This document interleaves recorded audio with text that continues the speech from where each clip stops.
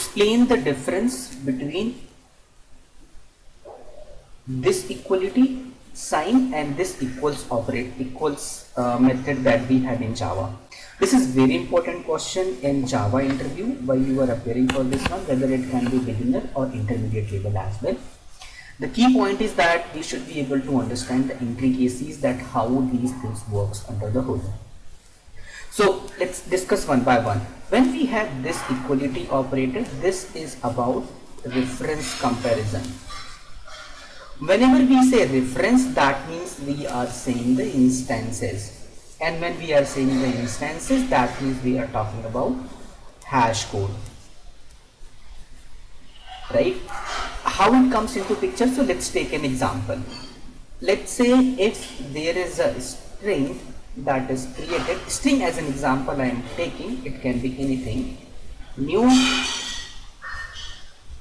string, and in bracket there is a, let's say I have named it S1 only, and similarly there is a string S2 which is also named as string,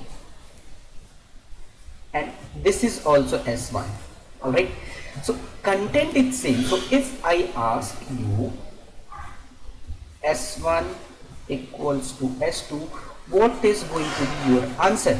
Because I see their content is exactly same, right? But if I do this way, this is going to print as a false, because they are pointing to a different instance. This new operator creates a new object, new instance. That means new hash code gets assigned to this one. Let's say it got 1 2 3, then it can be 4 5 6.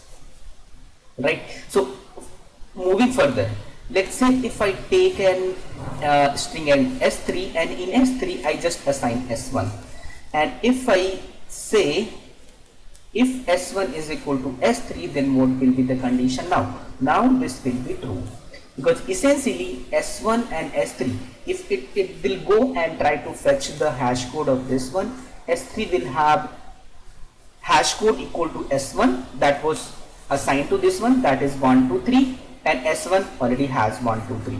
So this will be 1 2 3, and equality operator, it will turn out to equal. So this is about the equals operator, and there is one key note that I want to mention. When it comes about primitives, there are primitives in Java, right? Like int, long, float are there. So if I say if 1 equals 1, 2 equals 2, in this case this will compare it content only, and this will coming as true. Primitive types work differently from the references, so the equality sign operator itself compares the actual content that is there. So if I say the same thing, like if I say let me take this box in here, if I say int a is equal to 1, int b is equal to 1, and if I say condition is there, if I have to ask if it is equal to b, they are created separately but they will turn out to be true. That is the exception or keynote that you have to keep in mind, that with primitives it works differently. Now let's move to the equals. What we have? So equals is there to compare the content. If I take the previous example only for S1, S2, and if I do S1 dot equals S2, it will be printing as a true, because it is comparing the content of S1 and S2, and if you see S1 and S2 has exactly the same string, so they will be equal. So how this is working under the hood?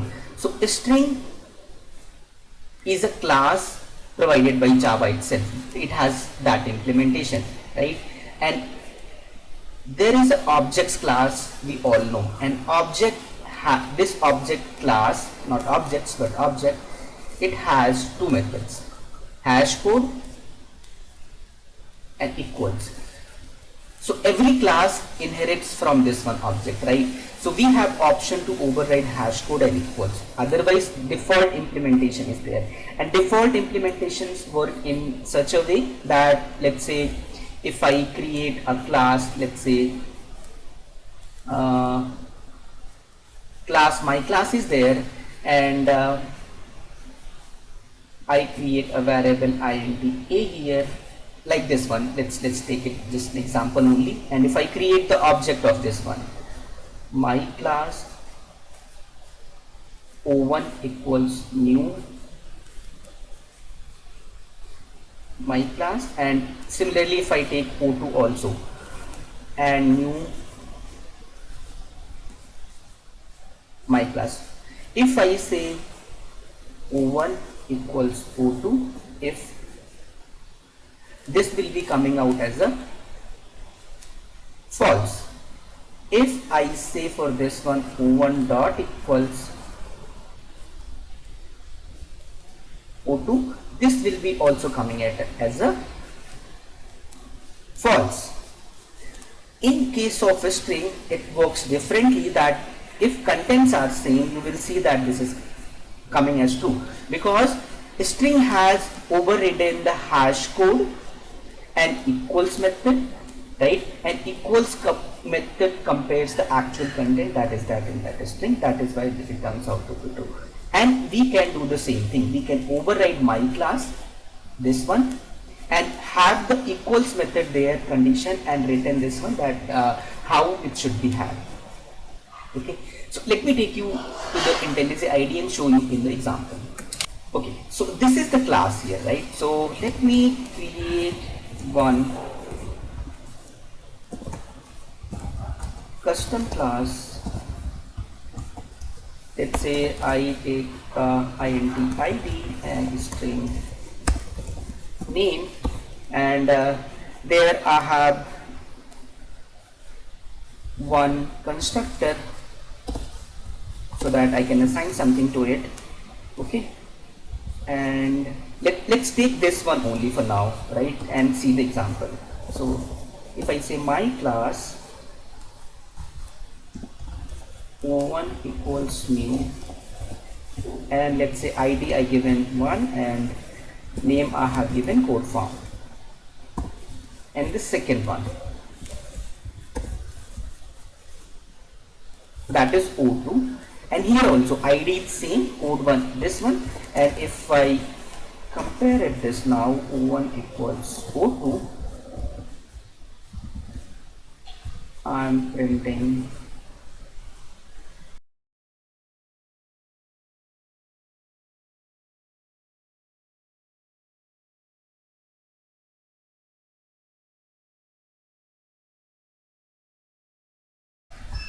So if I run this one, by understanding the concept, you already know what is the output is going to be there.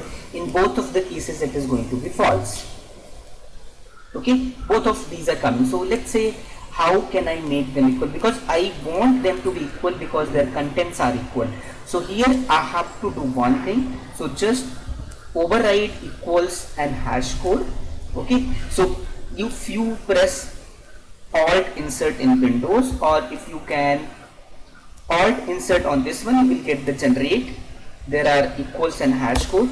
Just take off this one, and if you are using IntelliJ, this one you will get the default option to override this one. Okay, so just next id and int and see the implementation available out of the box. So see, this is the objects.hash id and name. This will compare it, and equals method, it is comparing that if they are referring to the same instance. This equals O, that means hash code is same. So there is no need to compare the contents because hash code instances are equal, then equals method must return as a true, so there is no point of comparing that one. Next, O equals null, get class, then return false, because one of that is null, then also return false. My class on this one, just instance like typecasting is happening in here, and return the id. So it is actually going and comparing the id and equals name here. right? And this we already know that in case of primitives, if they are pointing to the same literal like 1 2 3 anything, this will return true. And in this case it is a string, right? So a string, in this case we are using equals method. Equals method we already saw that string has that implementation for that it will return true if they have the same content. Okay, so what is the output that if I run this one now, because I have customized my hash code and equals, so both of them will return as a true. Okay, so this is returning a true. Okay, got it. So this is returning as a false. Why it is returning a false? Because this is a new operator. New operator, that means it is pointing to a different instance. So by nature of this functionality, this working comparing the reference, this is written as a false. So we are good on this, right? So this is how the behavior should be. So let's understand some best practices while handling with equals and hash code method. When we say this double equal sign, this is always analogous to hash code. So just stressing on this one, that so that it's in mind. And equals that we have, that is already there, not an issue with that one. So what is the first practice? That is the consistency. Consistency must be there. Like if you are override both of the methods to have custom behavior, hash code and equals, so both of them go all together. It should not be the case that you are overriding equals and not overriding the hash code methods. This helps us that there is a consistent behavior when you are using objects in the hash map, in the hash set, wherever equality and comparison operator is needed. Next thing is the symmetry. There is three things actually: symmetry, reflexivity and transitivity.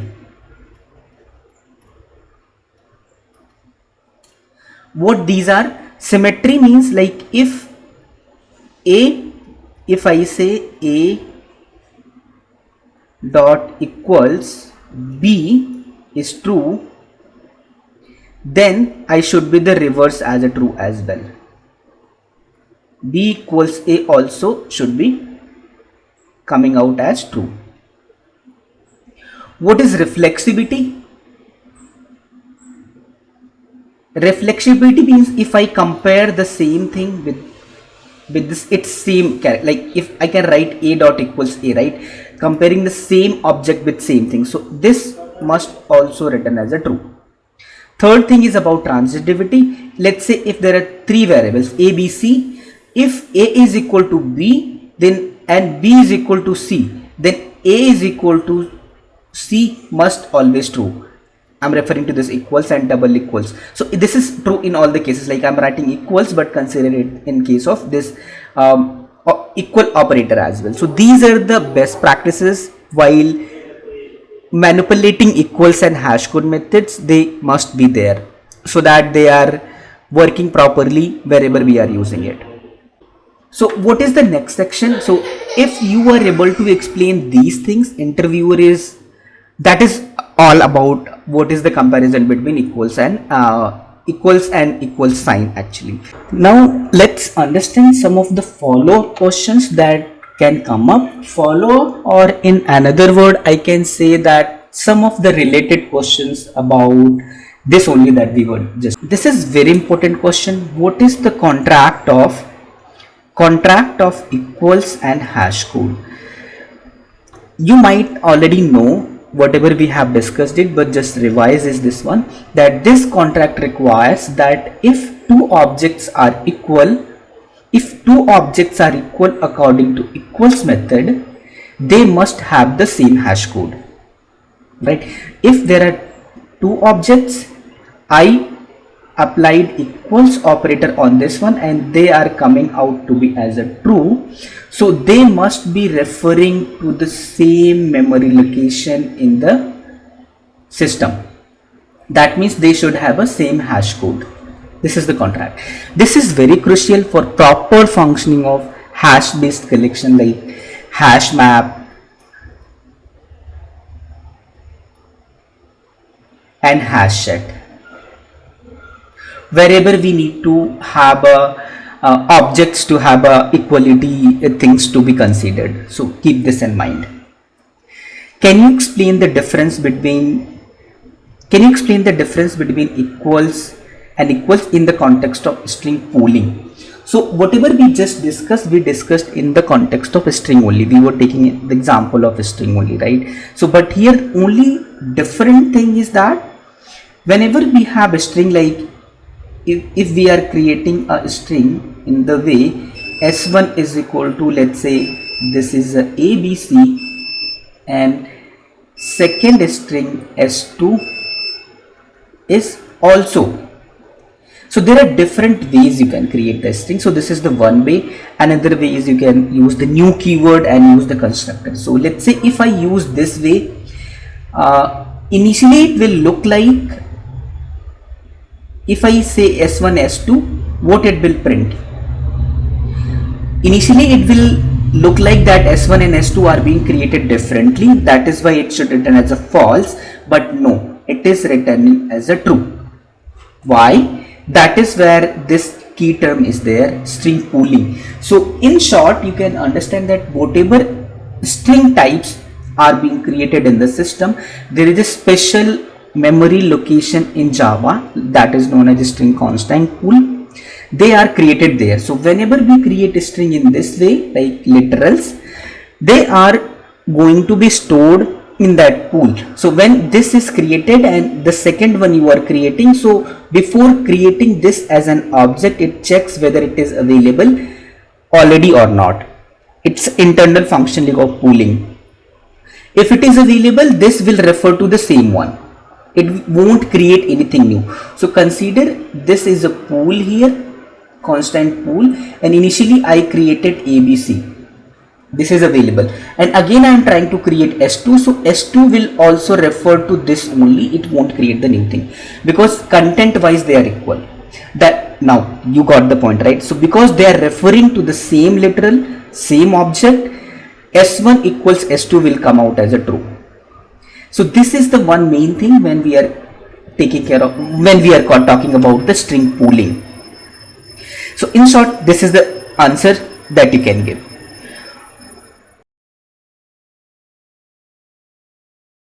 So the next question is, what issues might arise if you do not override equals and hash code in your classes? We already saw this explanation that what will happen. Behavior won't be the way that we need. Second is the what is compared to method and how does it relate to equals. So if you have used comparable interface, there is a method of this compare to. So and compare to this needs, this compare to method has three things actually to compare the things: minus one negative number, 0 and 1 positive. Based on that, it says that whether let's say there is a number 1 and 2, if I have to compare 1 less than 2, so compare to method must return negative, 0 or positive. If it is a negative, that means this is returning as a false. If it is returning as a 0, then that means equality. If it is 1, that means it is a greater than. So if we are talking about compare to in the context of equals, so we will be comparing the only 0 condition. So if you are implementing both the things, implements and overriding the equals method as well, so make sure that the conditions that you are putting for the equals and compare to should be exactly same. What I mean by that, let's say I created two classes. If I created two objects out of one class, and if both of those objects are equals by using equals method, so they should be coming as a equal when I do as a compare to also. So this must be implemented in such a way, otherwise there will be unwanted behaviors, because they are doing the same thing but way is different how they are doing it. So that's about it. How do you implement equals and hash code in class with multiple fits? We already saw this one. I showed you the example how you can do it. How do you store a custom object in hash map and ensure that it can be retrieved correctly? So this is also very important question and related one, like how, if you know how hash map internally works, you will be able to do that one. So straight away answer for this one is that hash code and equals must be overridden properly to make sure that hash map is working properly if I am using a custom object as a key. So let's see some of the related concepts about a string. First one is interning. So understanding how interning works and how it affects the operator with the string is very important. So whenever, here also we have to understand about the string pool, how it is there. So whatever we understood about this one, like if string is created as a literal like ABC in this way, not the new operator, so interning comes into picture. So JVM check if this is created already in the pool, you are creating this again with another variable, so JVM will compare it internally if it already exists there. If it exists, that will be assigned to the same one. So that is how you see the equals returning true in both of the cases. So interning works internally in this case, but if there is a case that you have created new string, let's say ABC, in this one S1 is there, and I have to put things explicitly into the pool, I can call the intern methods available with the string. And if I create S3, that is with this same thing in here, and if I compare S2 and S3, this will be coming as a true, but if I compare S1 and S2, they will be coming if equals, this equals is there, so this will be false, but this will be true, because they are, this is the different object outside of the pool that is created, right? So this is created in the heap, so that's comparison is happening. So why interning is important? So string is important because interning is important because it saves the memory by storing only one copy of each string value. String literals are automatically interned, so most of the time you don't say that you're doing this explicitly. Okay, new string objects created with new are not interned. New ones, because the new that we are seeing here, right? So new, this object gets created in the heap, so they are not interned by default. Okay, so this is the first concept that we must understand. Second is the concept of immutability, how it is important in case of equals and hash code, comparable versus comparator. Make sure that you understand this. Also identity hash map, this is a specialized hash map that uses this operator only instead of equals for the key comparison. So this also must be understood properly. So deep versus shallow comparison, understanding the difference between deep comparison, comparing the contents of the object recursively, and shallow comparison, comparing reference only. This is also important to understand. So this is all that covers, I think, mostly about equals and hash code that can come in the string specifically and in the objects also. So I hope you found this useful. If this is the case, if you reach to this end, please make sure that you subscribe the channel and hit the bell icon so that you get notification for the regular videos that I upload on the channel, and share it with your friends also so that they also get to know about it. I'll see you in the next one. Till then, take care. Bye bye.